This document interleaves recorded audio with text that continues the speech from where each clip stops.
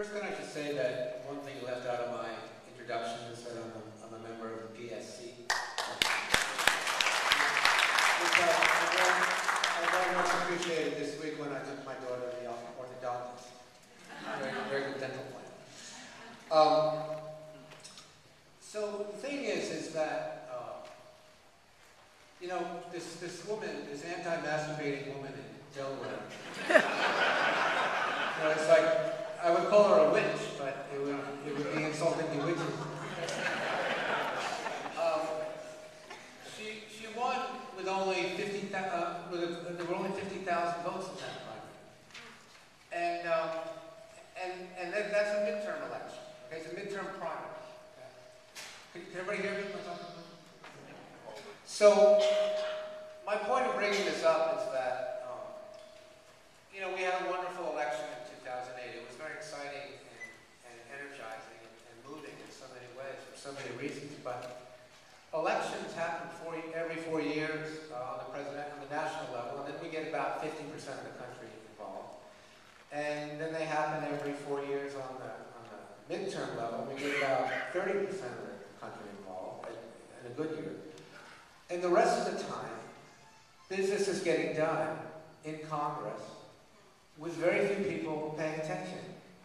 Very few people in the media paying attention. You know, no reporter had ever been to the MMS to cover it, except for the sex scandal that they had there before the oil rig explosion. There's this entire structure of government and negotiations going on that's basically uncovered by the media and unknown to the public.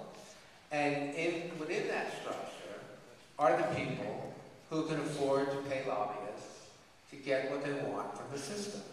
And there's thousands and thousands of them.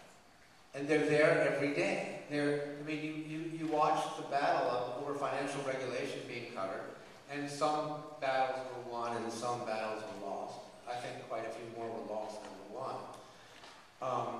But actually, people were surprised by how well the good guys did in that.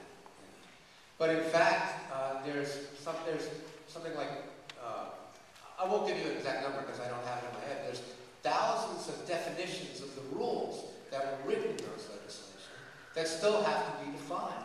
And Goldman Sachs and JP Morgan Chase and all those people are still there with their armies of lobbyists.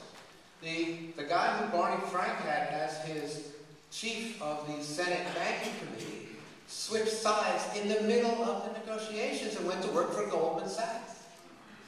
I read a study, it was just published today by the London School of Economics, that said the average Washington lobbyist is supposed to be worth $714,000.